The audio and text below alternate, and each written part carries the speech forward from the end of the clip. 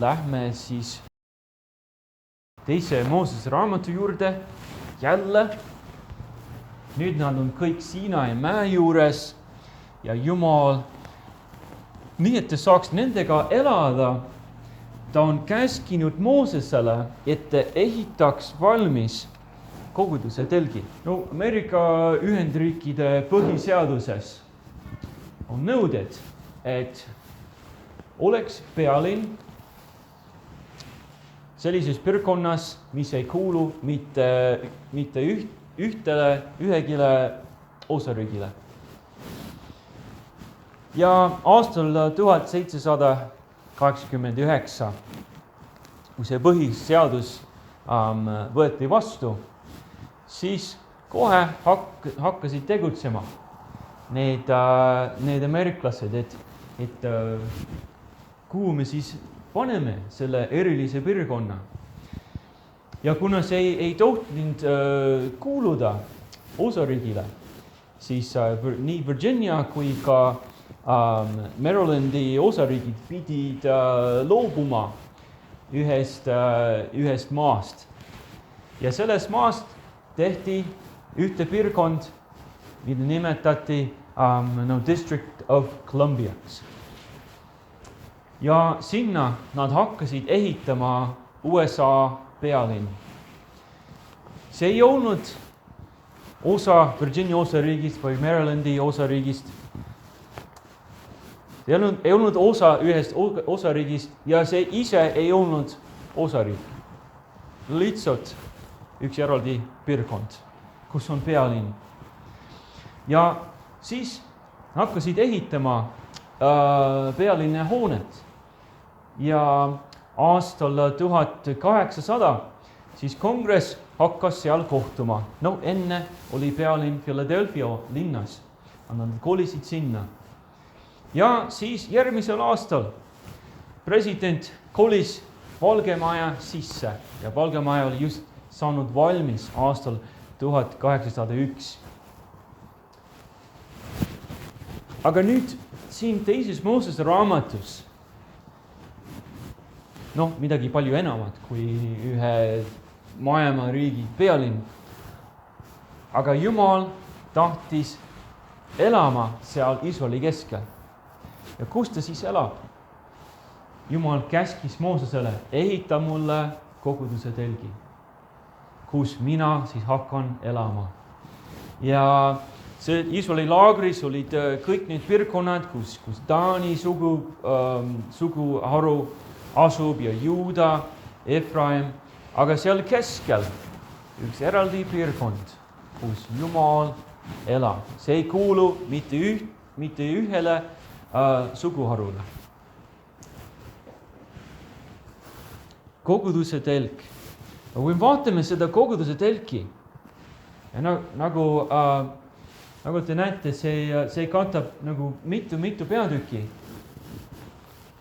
Aga me ei hakka nagu kogu neid peatükke ette lugema.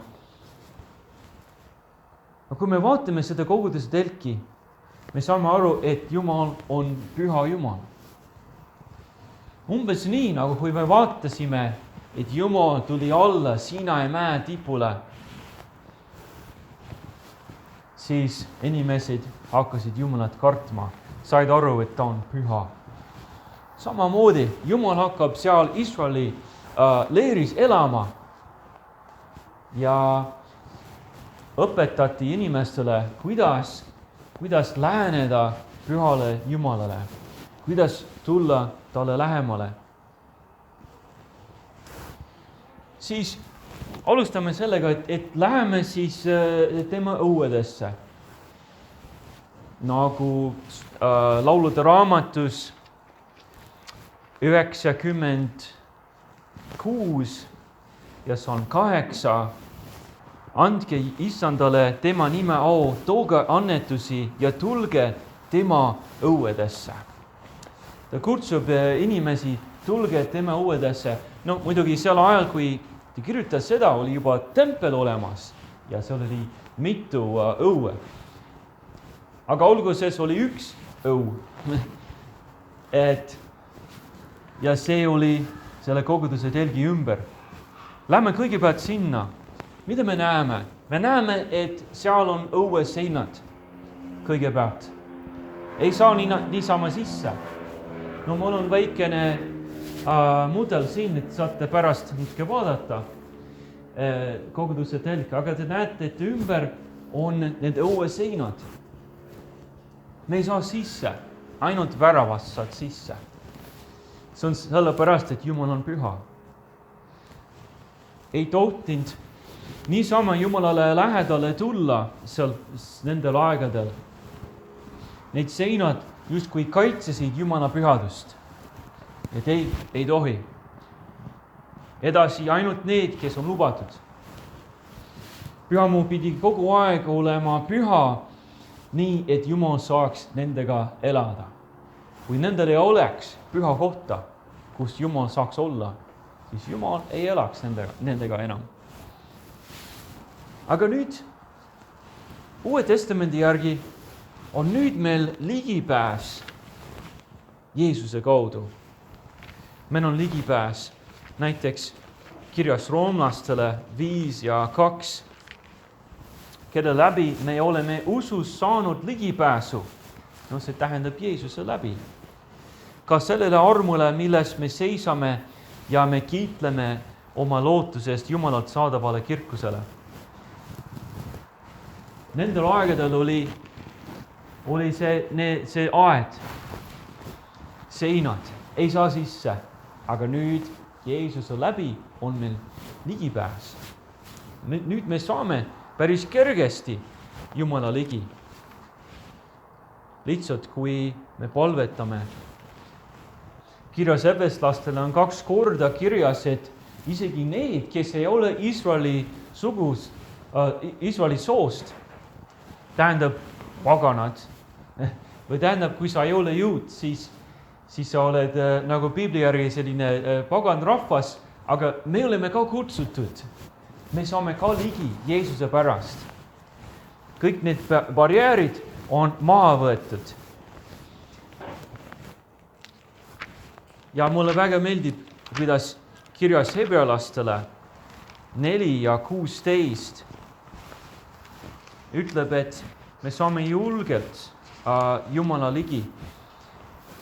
Läki siis julgusega Jumala aujärje ette, et me halastust saaksime ja armu abiks leiaksime parajal ajal. Aga Moosese ajal olid need seinad olemas. Ei saa niisama sisse. Nüüd Jeesuse läbi. Me saame kohe Jumala juurde. Aga mida me veel näeme, kui me saame sealt väravast sisse?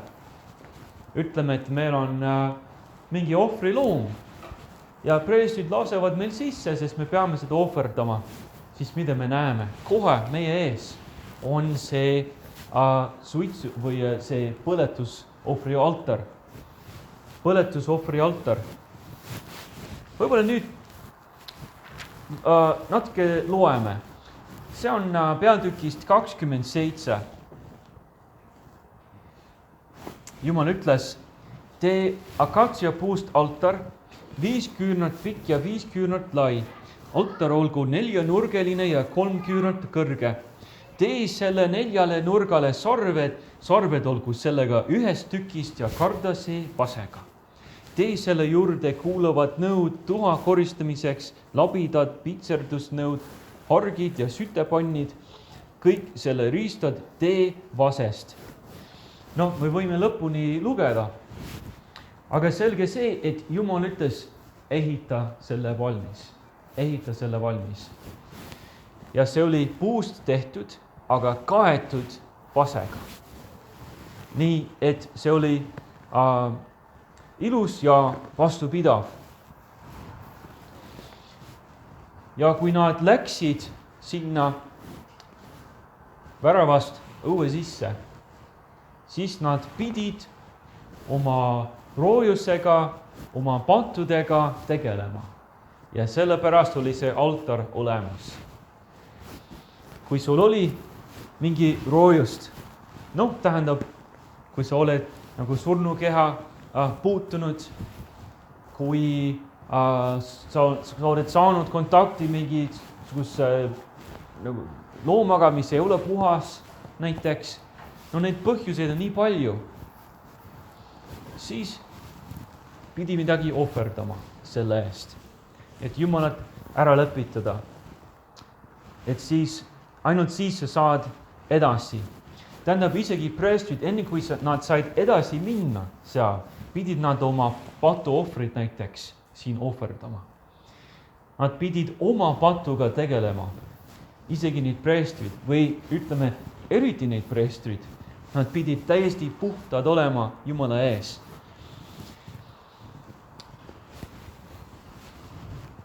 Ja mitte mingit roojust ei tohtinud püha paigase sisse tungida. Kõik oli selleks, et seda püha kohta kaitsta.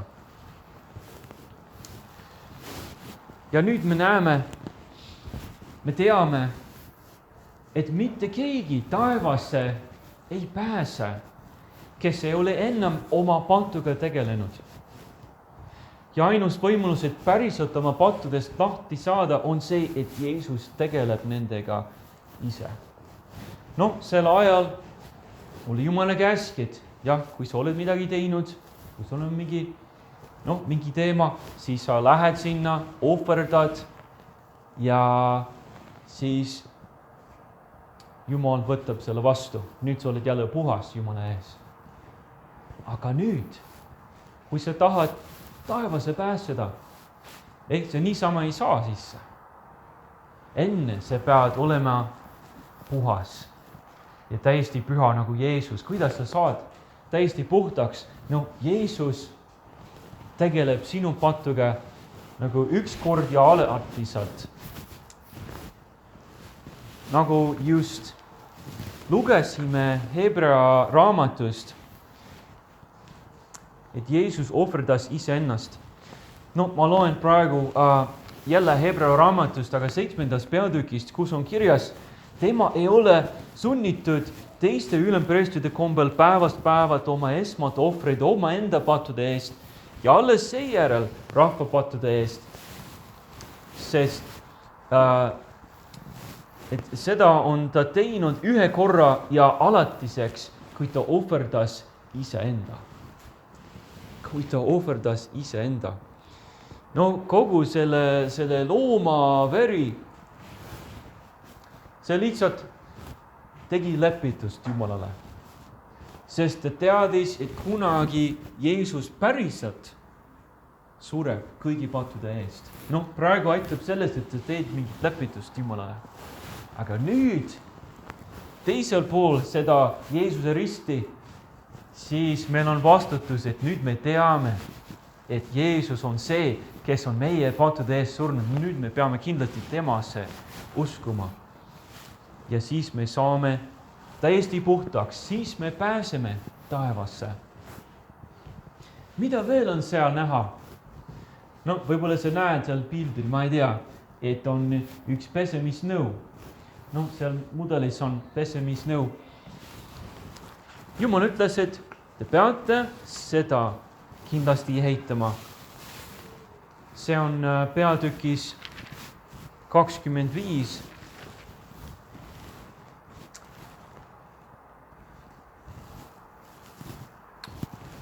Oota, 30. Peatükis 30 ja Salm 17. Ja Issand rääkis Moosesega öeldes, tee pesemise jaoks vasknõu ja selle vaskjalg, pane see koguduse telgi ja altari vahele ja valla sellese vett. Aaron ja tema pojad pesku selles oma käsi ja jalgu. Nüüd pesemisnõu peab olema. No, juba on see põletusohver. Sa teed lepitust Jumala ees, siis sa oled oma patuga, roojusega tegelenud. Aga kui preestrid tahavad edasi minna, no see pesemisnõu oli just koguduse telgi ees, enne kui sa lähed nagu püha paika sisse, peab ennast pesema, käed ja jalad. Et nad pidid olema täiesti isegi füüsiliselt puhtad, enne kui nad sisse läksid. mida see võiks tähendada kristlastele? Mis õpetus on siin? Keegi on pakkunud, et võib-olla oli see selline pidev pühitsemine. Kui Jeesus on juba meid puhtaks teinud seal põletusohvri altari juures, ennast juba ohverdanud, aga isegi see, kui sa oled Jeesuse oma, ma võin küsida, kõik teie, kes usute Jeesusesse, kas te olete kunagi peale seda, et sa oled Jeesuses uskunud, kas sa oled kunagi paatu teinud pärast? Valetanud või mõelnud midagi, mida ei tohi mõelda tegelikult isegi. Ja me oleme. Selleks on siis see pesemisnõu. Me oleme nagu puhtad Jumala ees, aga teeme käed, jalad puhtad uuesti. Tähendab, et nagu esimeses Johannese kirjas 1:9 isegi kristlased peavad teadma, et kui me oma patud tunnistame, on tema ustav ja õige, nõnda, et ta annab andeks meie patud ja puhastab meid kogu ülekohtust. Ja meil ei ole enam pesemisnõu siin koguduses, et kui sa oled paatu teinud, siis palun Abigail tule ja pese käed siin kõigi ees. Ei, me ei tee seda. Kui Abigail on midagi teinud ja ta teab, et Jumala ees ta on midagi teinud, ma ei tea, valetas emale. Ma ei usu, et ta valetab emale, aga näiteks, siis mida ta peaks tegema? Lihtsalt tunnistab oma patud üles taevasele Isale. Ja Jeesus teeb sind uuesti puhtaks. Tähendab, et ei ole oht, et ma ei tea, ma täna valetasin ja kui ma suren kohe peale valetamist, ma lähen põrgusse. Ei, kui sa oled Jeesuse oma, see ei ole võimalik. See ei ole võimalik. See oleks öelda, et Jeesus ei päästnud sind täielikult. Aga see tähendab, et kui sa oled paatu teinud, siis on midagi nagu sinu ja Jumala vahel, mis ei ole õige. Sa tunnistad selle üles, et ta teeb sul uuesti puhtaks. Siis on kõik korras jälle sinu ja Jumalaga. Aga me läheme edasi. Oleme tulnud tema õudesse sisse. Aga tulge siis tema pühamusse. Tema pühamusse. Ja näete, et selle õue sees kõige tähtsam asi on see koguduse telk ise. Me näeme seda koguduse telki ja näiteks peatükis 26 esimene salm on kirjas, et tee elamu 10 vaibast, mis on korrutatud linasest, lõimest, sinisest, purpurpunasest ja helepunasest lõngast. Tee need kunstipäraselt sisse kootud keerubitega. Iga vaiba pikkus olgu 28 küünart ja iga vaiba laius 4 küünart. Kõigil vaipadel olgu samad mõõdud. 5 vaipa seotagu üks teisega kokku. Samuti soetagu ka teised 5 vaipa üks teisega kokku. Tee sinised aastad esimese vaiba servale, äärmisele esimeses reastuses. Samasugused tee ka teise reastuse äärmise vaiba servale ja nii edasi. Jälle ma ei taha nagu kõiki seda lugeda. Aga mida ta ütles? Ta ütles väga detailselt, kuidas seda ehitada. Kõik need vaibad, kõik need telgid lähevad peale. Aga kõigepealt ta pidi ehitama sellisuguse raami. Need pühamu nagu seinad. Ja need olid puust tehtud, kaetud kullaga ja nad pandi kokku, ehitati kokku, et oleks 3 seina ja siis ida poole olid 5 sammast, et oleks sissepääs ja siis selle peale need igasugused telgid. See koguduse telk, selles oli 2 osa. Eesotsa, mis oli püha paik. kus asus lambi all ka ohvrileibade laud ja suitsutusaltar. Ja siis seal taga, see tagaruum, kõige püham paik, kus asus seaduse laegas. No siis tähendab seespoolt selles koguduse telgist, kui sa lähed sisse. Muidu sa ei lähe sisse, kui sa preester ei ole. Ja sa ei lähe sisse, kui see ei ole sinu päev sisse minna. See oli püha paik. Väga vähe inimesi said sisse. Aga kui sa saad sisse, siis sa oleks näinud, et seinad kuldsed. Ja paljud arvavad, et äkki need olid sellised vahed ka. Nii, et sa oleks natuke näha seda väga ilusat vaipa, seda väga ilusat materjali, mille peal olid keerubid ja igasugused või ilusad pildid. Ja see oli purpunast linnast ja punasest linnast ja see oli väga kallis. Aga sa lähed sisse ja sa näed, et see on väga ilus. Ja sa oled üks väga vähesest inimesest, kes on kunagi saanud seda näha. Kui sa oled preester ja see on sinu päev, näiteks seal midagi teha, midagi toimetada, siis on sinu jaoks väga eriline päev. Aga jälle on see kõik kaitstud ja kaetud. Sa ei näe sisse.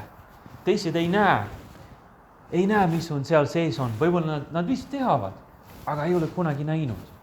Ja kindlasti ei pääse sisse.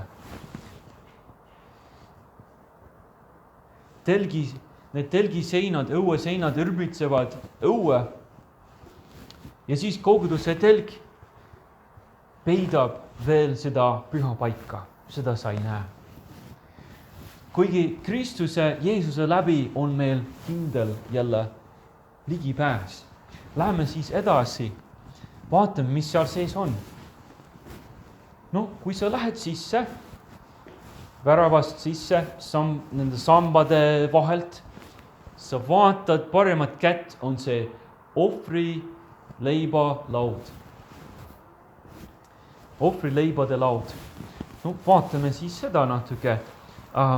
See on peatükis 22 või 25 ja Salm 30, Salm 23. Tee akatsia puust laud, 2 küünart pikk, küünар lai ja 1,5 küünart kõrge, karde see puhta kullaga ja tee sellele kuldpärg ümber. Tee sellele kämbla laiune põõn ümber ja tee kuldpärg ümber selle põõna. Tee sellele 4 kuldrõngast ja kinnita rõngad 4 nurga külge selle 4 jala juures. Aga siis vaatame Salm 30. Ja pane alati ohvrileibu lauale mu palge ette. Iga nädal pandi välja värsked leivad. Ja kui palju leiba? 12. Sest on 12 suguharu. Iga üks oli esindatud oma leivaga seal. Mida tehti nendega? No, nad lihtsalt seisid seal Jumala ees. Kes said nendest süüa? Ainult preestrid. Ja ainult seal püha paiga sees nad said sellest süüa. See oli püha koht ja püha leib. Leiva söömine Piiblis tähendab tavaliselt osadust. No siis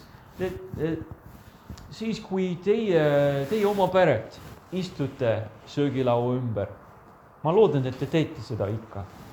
Mõned pered ei tee, iga üks sööb oma ajal ja oma toitu aga ma loodan, et aeg-ajalt siis istute perena söögilaua ümber, sööte koos, siis teil on osadus. Siis te räägite. Siis siis te peate nagu viisakad olema, et palun anna mulle ketšupit, ma ei tea, mida. See tähendab osadust. Ja Jeesuse pärast on meil osadus nii Jeesusega kui ka üksteisega. Meil on ligipääs sinna püha paika. Meil on osadus temaga, meil on osadus üksteisega. Leib tähendab Jumala õnnistusi ja Jeesus ise on muidugi elu leib. Aga me vaatame vasakule ja on seal lambijalg. Jälle peatükis 25 ja nüüd on 31. Tee puhtast kullast lambijalg.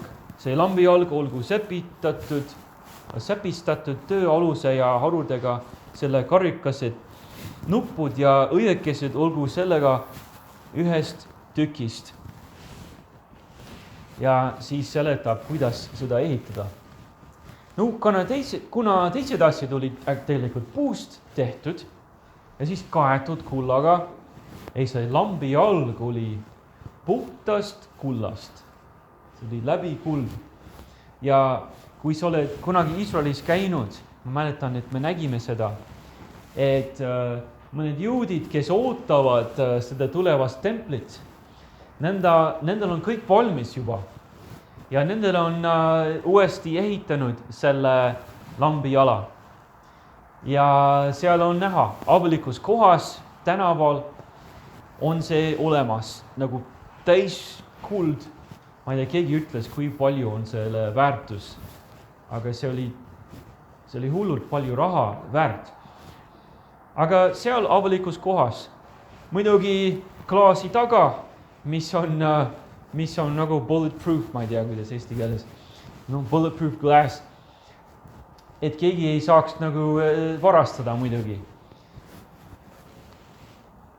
Aga see on seal olemas, nad ootavad seda. Mis oli selle lambijala mõte? Valgust anda, muidugi. Muidu oleks seal pime. Ei ole midagi muud seal sees, mis annaks valgust, aga lambijalg, nüüd on näha, kus ma olen. Ja see meenutab meile, et meil on missioon. Et Jeesus ütles, mina olen maailma valgus. Ja siis Jeesus vaatas oma üngritele ja vaatab meile, ütleb, et te olete maailma valgus. Ja me läheme sinna püha paika, siis tuletatakse meile meelde, et meil on missioon. Tähendab, et meie usk ei ole selline isiklik usk, millest me kunagi ei räägi. Igaüks usub oma moodi, ma ei hakka sellest rääkima. Ei, me oleme maailma valgus. Me jagame seda valgust. Me tahame särada siin selles pimedas maailmas.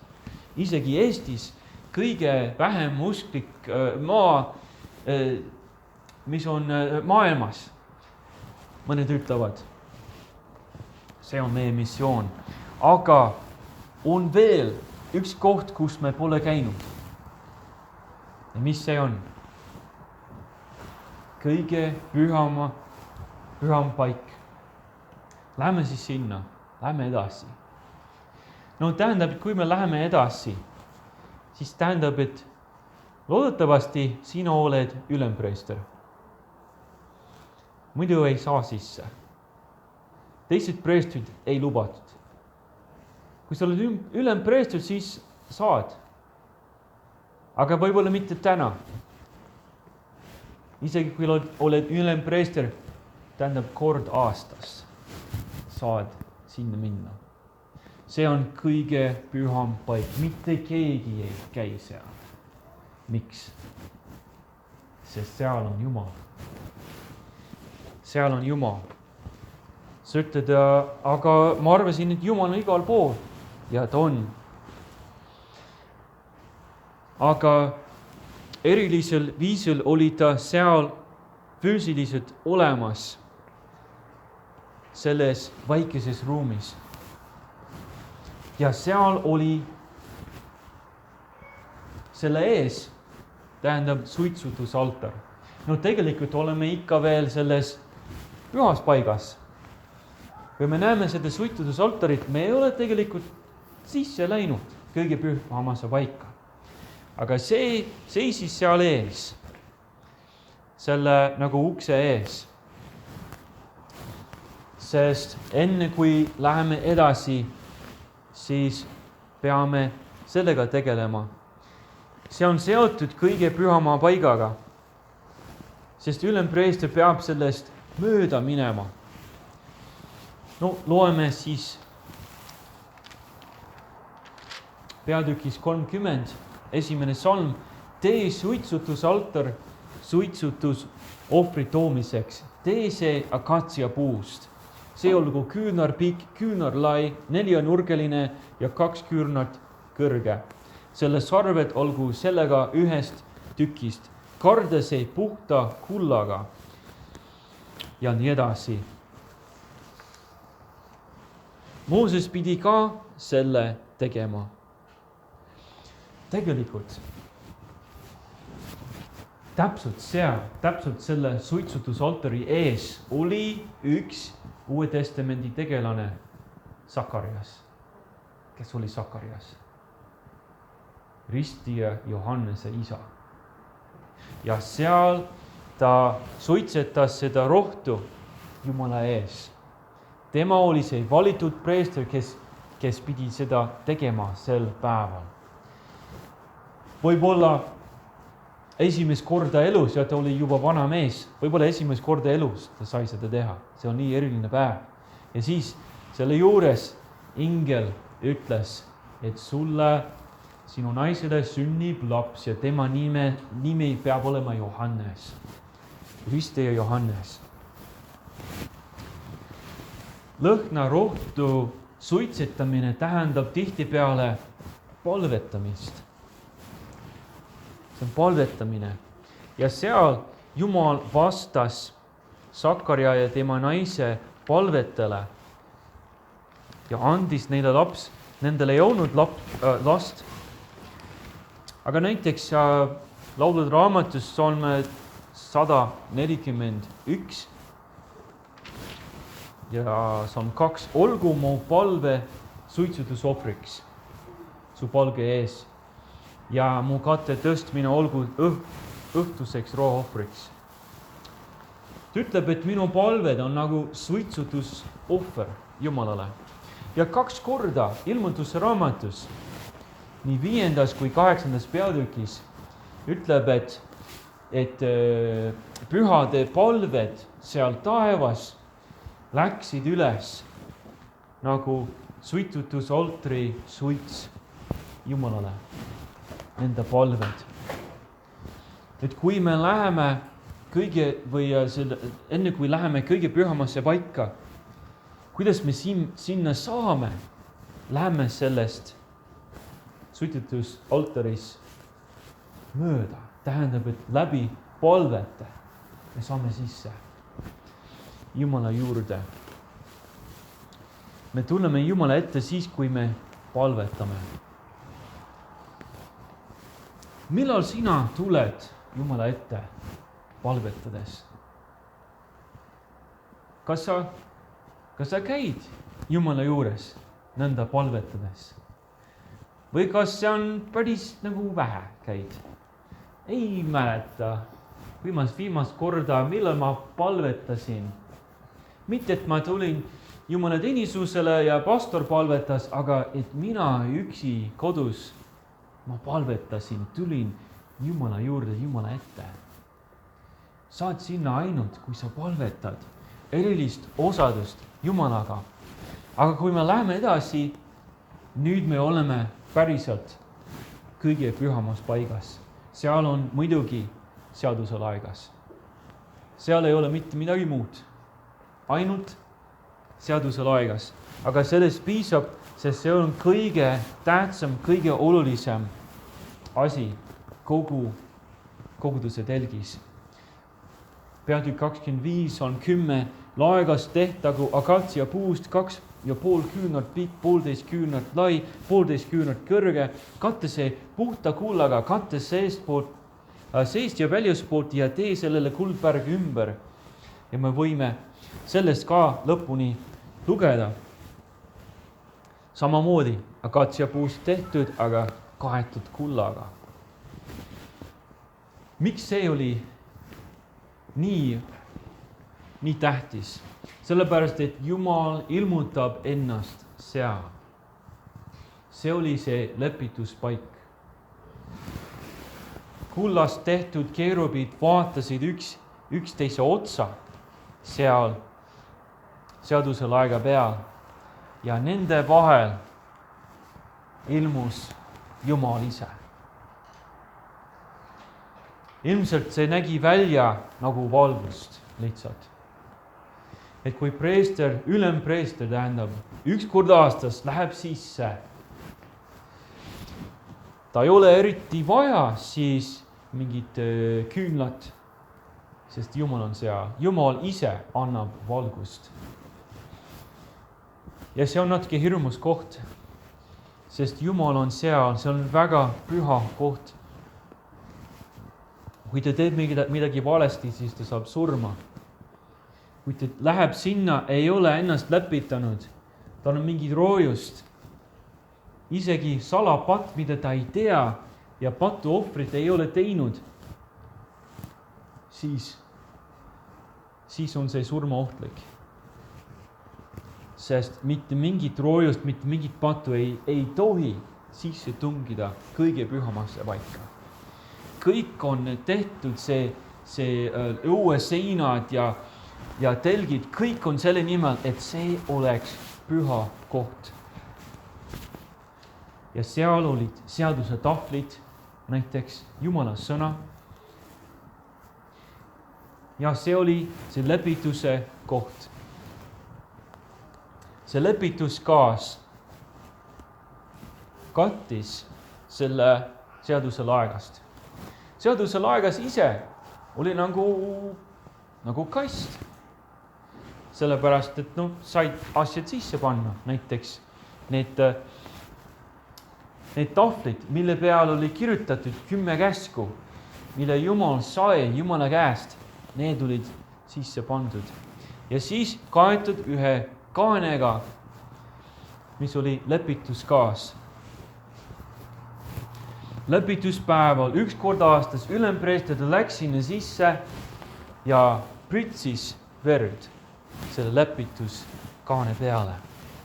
Ja see lepitati kogu rahva patud 1 aastaks. See oli kõige võimsam lepitamine, mida oli võimalik teha. Aga Uues Testamendis me saame aru, et tuletatakse meile meelde, et nad pidid kordama seda igal aastal. Aga Jeesus on ise lepitusohver. Tema ohverdas ennast üks kord ja alatiseks, kui ta ohverdas iseennast. Tähendab, et jah, selle põletusohvri altari juures ohverdas ennast, aga tema verd pritsiti kõige pühamas paigas selle lepituskaane peale ja tegi igavest lepitust kõigile inimestele üle aegade. Nüüd, et kõik, kes tulevad Jumala juurde Jeesuse läbi, saavad kindlasti päästetud. No kuidas me tuleme püha Jumala juurde? No sel ajal oli selline koguduse telk. Ei saanud niisama sisse. Aga nüüd meil on Jeesus läbi ligipääs. Kas sa oled tulnud Jeesuse läbi Jumala juurde? Tunnistanud üles, et ma olen patune. Palun Jeesus päästa mind. Ja kui sa oled juba tema juurde tulnud, siis kas sa nii-öelda nagu käid kõige pühamas paigas paletamise läbi? Kas sa pesed ennast seal pessemisnõu juures, kui sa oled pattu teinud, et sa pääseksid hästi Jumala ligi. Nüüd on meil sissepääs, kasutame selle ära.